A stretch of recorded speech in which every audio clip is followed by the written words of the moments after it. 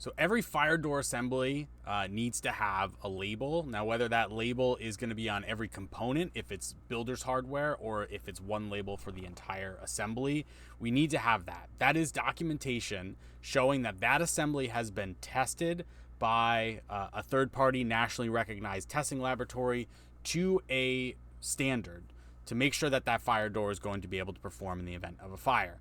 And that documentation is critical. It's so critical that as part of the annual inspection of a fire door, we need to make sure that those labels are still clearly visible and legible. Now, the question we get a lot is, can you paint fire doors? Now, we know that doors in facilities get painted all the time. The answer is, it depends. Now, if it's just a printed label and you paint over it, you can no longer read the information on it.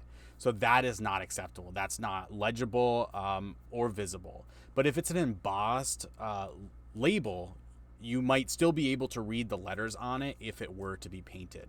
So it depends on the type of label. But the best practice is don't paint labels. So if you have painters in your facility, you need to be educating them on not painting those labels.